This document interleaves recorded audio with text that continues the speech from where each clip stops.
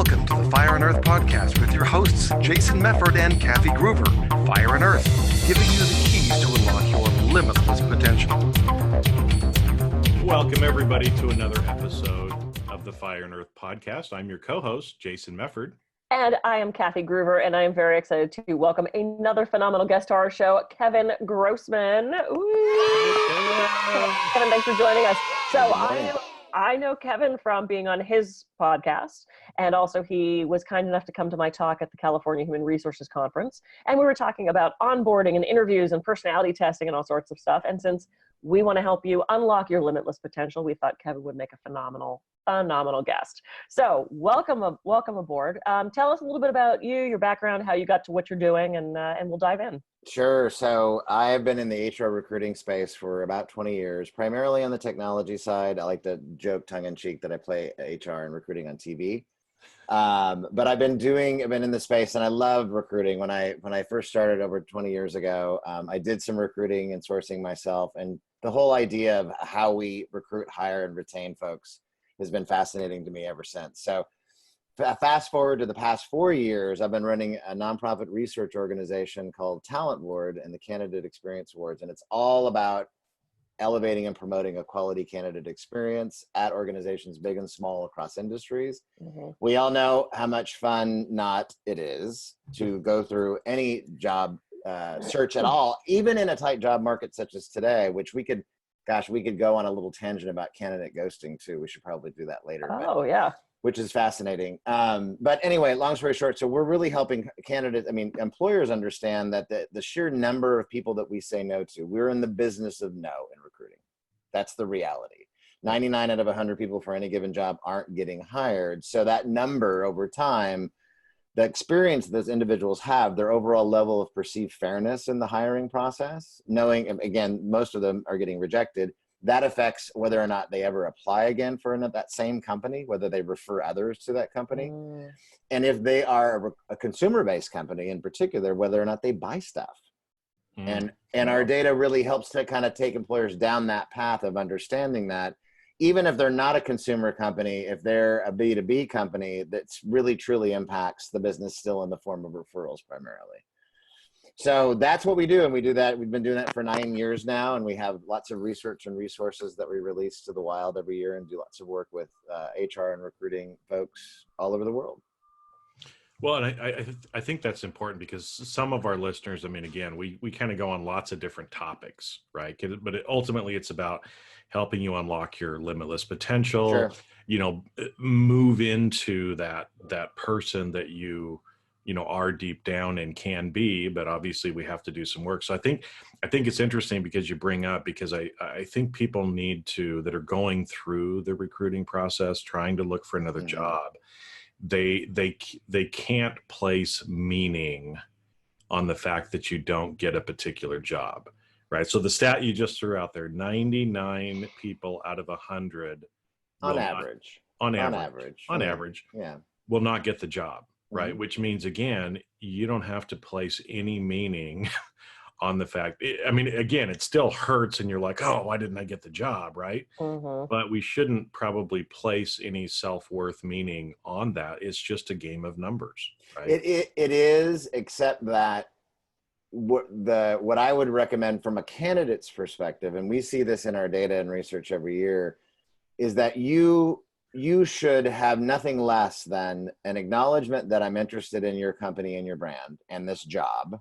So it should be some level of acknowledgement, even the most basic level of consistent communication. And don't get me wrong, when you're applying at any company and there's any volume of people that are going through the hiring process, there's going to be a lot of automation that happens, right? Companies can't respond with a human to every single person that just applies, but that just some basic level of communication, that letting me know as a candidate, thank you, but we're going to pass.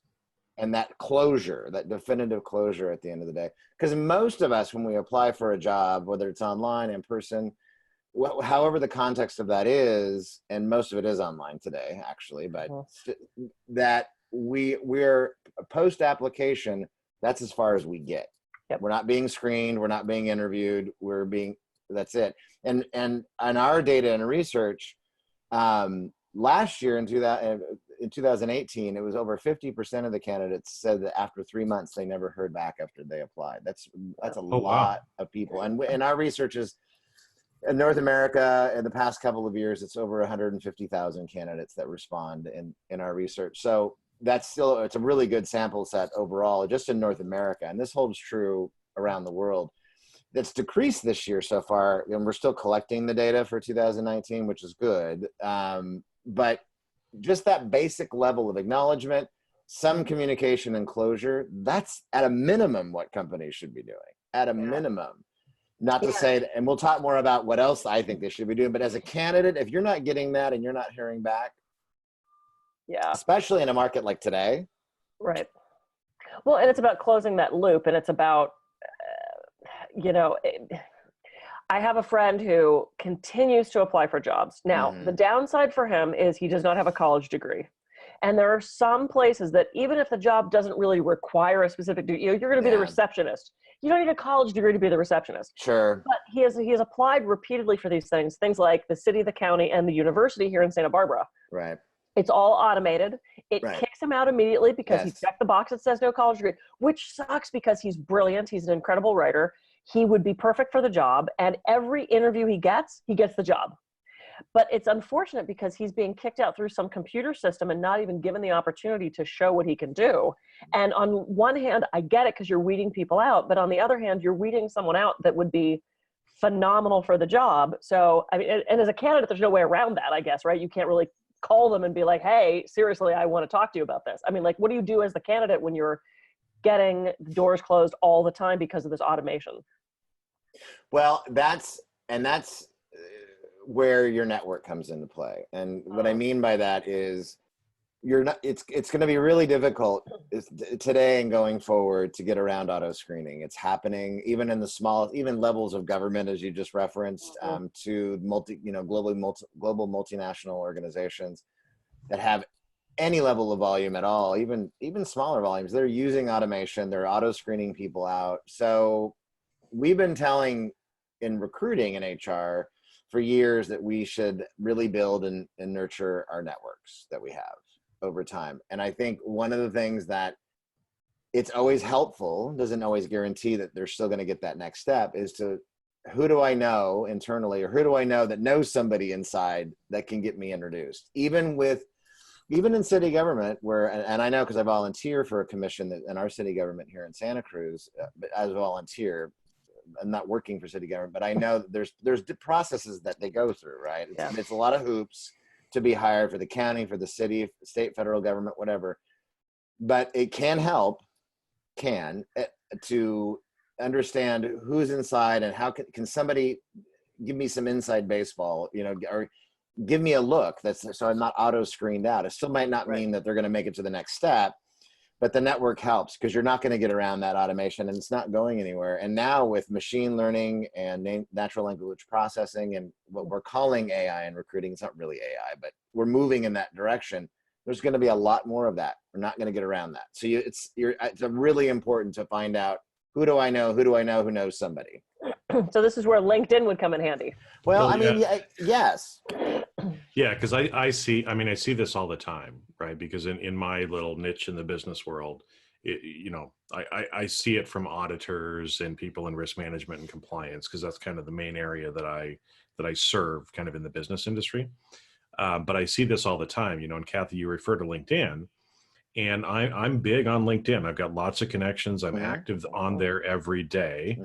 And I think that point that you bring up about networking is so important, because I see that this is kind of the scenario that I see all the time. Somebody goes in, they have a job, they put their head down, they don't worry about, they're not really communicating, they're not building real connections with other people. And then all of a sudden they find themselves in trouble, wanting to switch a job, or maybe they just got laid off. And now all of a sudden, baby, they're out there networking, right?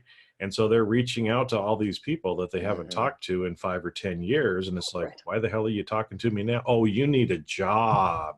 Right. Well, sure.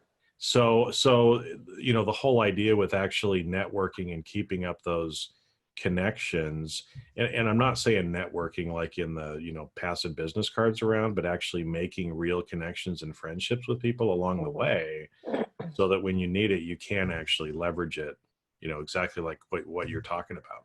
Well, you only going to somebody when you need something, then it's like, what? Well, and I know, and that's hard. I mean, you're right, because there's two different things going on, because you've got referrals are really important. They're really important for organizations still today. Companies depend on referrals heavily for recruiting. It can be for hiring, especially. It can be 25, 30, 35, upwards of, sometimes I've heard 40, 50% of hires can come from referrals. It's really important. So again, if I'm an employee at company X and I'm like, you know what, you really need to, I have my friend Sally here who really could do this work. We should get her into the pipeline and see where that goes. And our data shows that of those candidates who are referred, and our data is again measuring the more of the rejected experience. We do have some hires in our population, but part of our criteria from the companies is 80% or more of those you survey in our research have to be those that didn't get hired, because we're trying to impact, again, showing you the impact. But 43% of those candidates who were referred, who still didn't get hired, 40 of the candidates that were referred and didn't get hired, 43% of them are still going to increase their relationship with that company, even though they didn't get hired. Well, all that means is that they're more willing to apply again, refer others, and maybe buy stuff just because of the relationship. At least they tell us through our data, right? So there's a value there in regards to why referrals are so important at the end of the day. It's also really hard for us to nurture relationships beyond 10 people, much less 150 people, according to the social network research, right? True. So, but at the end of the day, I know that there's a lot of connections that I have that I don't talk with that often, but I know that if I did some outreach or vice versa, at the very least, I'm still willing to say, listen, if there's anybody in my network that you'd like to meet, or vice versa, then we'll do that for each other. It doesn't mean that I'm not getting you a job. I'm not, but I'm happy to introduce you to somebody, and then you take it and run with it. There's a value to that too, right? Yeah. At the end of the day. Absolutely. And it is, when we've had a couple different experts on talking about social media and about building those relationships and finding those personal connections. I remember when I was an actor down in LA, and talk about rejection, good Lord. Can't tell you, no was like, I heard no 30 times a day, even though they basically, the sheet basically said, send in Kathy Gruber. I still didn't get the role. And I went, it's hard to take that one, not personally, when it basically describes me to a T. But anyway, but I remember when I was directing theater, I would look at the resumes, and if there was someone who had sent in their headshot for that acting gig, if they went to Point Park, which is my university, I would automatically call them in, because I knew the quality of the education. Sure. I knew the instructors, I knew the shows. So there was that sameness. There was, they must be great because they went to the same school as me. And that's how the human brain works. We look for those things and those differences. That's bias. That's unconscious bias. That's always, and they didn't always get the role, right? But they got the audition because I knew the quality of their work. So before we got on the air, we were talking about personality testing. And I think this is fascinating. Knowing if you're extrovert, introvert, I don't even remember what they all are. I used to know this, but talk about that in the role of hiring and in the role of what's happening with that these days. Cause I think that's getting more buzz, I believe. So two things: I don't play an employment lawyer on TV either, nor do I play one assessment expert. But what I do know with the organizations that we work with, let me talk about first what employers are leaning more on, and then we'll come back to personalities because testing, because I think that is a nice connect the dot there. Mm-hmm. So job simulations, for example, and there's a big bucket of things, but it could be simulating a job on the computer. It could be in person, setting up a scenario. This is what you're going to do on the job. Now do it, and let's see how you perform. Whoa. And across industries too. And there are assessment companies out there Virtual Job Trito is one. There's many others that are actually providing these kinds of job simulation assessments and tests. And that's where we're seeing a lot more of employers leaning on, because there is a lot more validity and reliability in that, just the sheer body of knowledge and research that's gone into those assessments. Also, just testing for job skills too, and basic experience, those things. The problem that I have personally with personality tests, and what I've read, and you and I were sharing about the same NPR show that we listened to that was talking about it as well, is that they're not really good indicators of future performance on the job. They talk about, they kind of put you in this box of what the kind of person or type you may be, whether it's Myers-Briggs or the DISC, for example. There's a lot of, and I'm not trying to disparage that whole industry around those kinds of tests, but I'm hearing anecdotally over and over again, they haven't been really good predictors. I'm sure that they could probably argue that with me and give me that data, but the organizations, they're just not. And I just think that, we talk about introvert, extrovert, right? Just that example alone, none of us are one or the other. We're like on a spectrum of something, right? We may be more, we're very social people, but then we like our quiet time afterwards, right? Or vice versa. I mean, it's not that simple. And that there's some value of understanding what kinds of people that we really are. But in regards to predicting future performance on the job, I think there's been a big disconnect there. Overall, from what I see and hear in the industry, and again, not an assessment expert, but I think that's the case. So.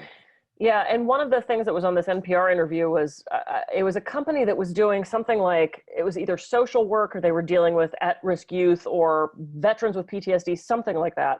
And everybody had been in their roles forever. And then the company brought in some consultant, some external consultant, who administered all these personality tests, and then basically turned to these social workers who had been thriving in the job and said, you're not qualified to do this, even though you've been doing it 15 years and you're great at it. And they reorganized this and they fired people because this one person came in with this one test.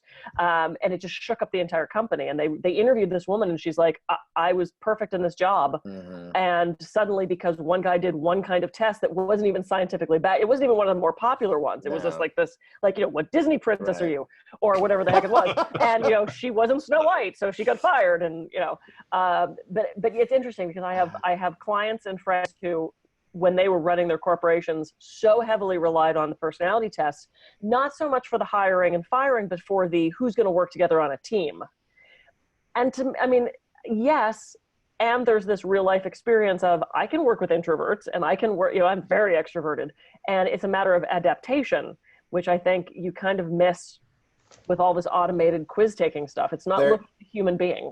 I prefer what Star Wars character am I, actually. Oh, okay. That's the one that my wife would be Star Trek, but I would be Star Wars. So Star Wars and a Star Trek in the same house. But we're fans of both of them. But yes, she's more Next Generation and I'm more Star Wars. So but I to that point, I think that there's also been research that's been done by other kinds of assessment data companies in HR and recruiting space that are showing that past experience and education are not even that great of predictors of on-the-job performance for certain jobs. There is a potential. This is another area of, which is, I think it's exciting, that we're seeing with assessment and psychometric technology going, and the whole industry going, is where I can better predict the potential of somebody to do a certain kind of job based on what they have done before in their experience. Education, by the way, doesn't really play into it. In fact, and I know that and that goes back to the point you were talking about with your friend not having the degree. And thankfully, there are larger companies that have been in the past few years that have been really public, like the big four accounting firms, about how the fact that they're putting less emphasis on education doesn't mean they're not excluding it altogether. For certain, there probably still want MBA folks for the high level analyst positions. Sure. But they're putting less emphasis on education and more on what experience and skills do you have today, and what is your potential to do something more in these roles. That's what's exciting of where we're seeing the assessment. And I don't think personality things fit into those buckets very well anymore. They're still being used. It's still a pretty big business and industry. Mm-hmm. But maybe, I don't know. I just think that there's a lot more exciting science that's happening today that is helping the companies to better predict. Still doesn't give the candidate a voice, unfortunately. Although, one of the things as a candidate, another recommendation that I make is that if you're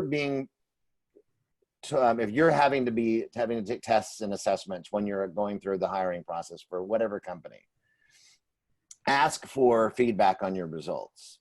Even if, whether they offer or not, ask for it. And if they don't give it to you, whatever, and they give you the line, "No, we don't do that, I'm sorry, for compliance reasons," that's a bunch of BS. I would argue at the end of the day, companies who give a modicum of job specific related feedback to candidates, that goes a long way with perceived fairness and that candidate's willingness to want to do something again with that brand. And I tell you, I mean, again, I'm not an employment lawyer at all, but you can do this in a right way. We work with organizations that are doing it, and it pays dividends big time when you're just willing to give some feedback, just something. So if you're going to make me take these tests, give me something back that I can hang my hat on. What do I need to work on? Where are my strengths and weaknesses? That's a big benefit. So if you're not getting that as a candidate, go to the next place. Even if you're moving, I don't know, I would be wary about that at the end of the day. I'm just hoping that more companies are willing to break that down and understand the value of giving feedback. So what I think is actually in what you kind of said there, you bring up another point that I think, as we're talking to, a lot of the people are going to be those candidates going through this process. And I see people all the time that, they kind of come from a sense of lack, because obviously they've just been fired. I got to pay rent and all these things next year. They're trying to find another job quickly. Mm-hmm. And I think, again, for your full potential to be unlocked, you have to realize that you're interviewing the company as much as they're interviewing. Yeah, people forget that. People forget that all the time. And so then they end up taking a job. They get in there. It probably wasn't a good fit for them. They find out afterwards, they're miserable, and then they're having to do it again, right? Because so it just perpetuates more stress, more everything else for them, because now they're not happy where they're at and they have to go find another job. And so, sometimes, again, it can be, the Garth Brooks song, I thank God for unanswered prayers kind of thing, kind of just ran in my head, that sometimes it's a really good thing to get turned down by some employers, but we as a candidate should be much more proactive of thinking, is this where I want to work, right? Well, exactly. Yeah, because I remember a time, when I was getting a job, and it was a big brand name, something that I was proud and would want to work for this company. And I went through it was group interviews. They flew me in. I went through and interviewed with all these people. I think, 2 of the 3 was like, I mean, these people are awesome. I would love working here. The third one was kind of like, I don't know, maybe just a personality difference. But then I sat down in front of the person who was going to be my boss, and we started talking. And I just remember it was about 5 minutes into it, I had this thought in my head, like, I cannot work for this man. And, so again, it was like, I didn't say I'm done and, I'm not going to take the job at that point. Maybe I should have had the courage to do that, but they passed on me. Was I disappointed? Heck no, I didn't want the job. Right. After I talked to him. Reach out with your feelings, Luke. Yeah. Back to the Star Wars thing. For those keeping score at home, yes, that's a Star Wars. Two for Star Wars. Okay. Snow White would say, no, I don't even like Disney princesses. Anyway, and it's interesting because I've had clients say, oh, I don't know if I want the job, so I don't know if I want to interview it. To me, it's like, practice your interviewing, practice your, it's like, I'm dating again, and I'm on one of the dating sites, and I was talking to a bunch of women about this, and I said, yeah, I've had like 6 or 7 dates. It's so much fun. And they're like, oh, it's miserable. What's the key to having fun with it? And I said, don't put any expectations on it. Like, go meet these people, have fun, look at it for that thing in the moment. If you walk into every doorway going, this is going to be a lifetime relationship, and I'm going to spend the rest of my, well, then you're putting all this pressure on yourself, and you're going to You're going to be miserable. I said, lighten it up. Have fun with it. Use that as an experience to figure out what you do want in the future. And I've said that to so many people about job interviews. Yes. And what's interesting is I do a lot of work with women in tech and girls who code and, those types of organizations. Sure. And one of the statistics at this women's conference that I was just at was if, talking about even applying for jobs, if a man meets only 60%, I think it was 60% of the criteria, he's like, oh, hell yeah. And he applies. If a woman doesn't meet like 90% of the criteria, she doesn't even send in an application. I've heard that too. Which is sad and fascinating. And it's like, I want to encourage everybody, just frickin' send it in. Yeah. If they say no, they say no. But if they say yes, then it opens up to a whole nother opportunity. And if you can get feedback, and I totally agree with you on the feedback thing, asking for that is so important. We just have a couple minutes left because we're really blowing through an entire half hour of time. Jason, any final thoughts? Kevin, anything you want to add in that's practical? We'll get this closed up pretty soon.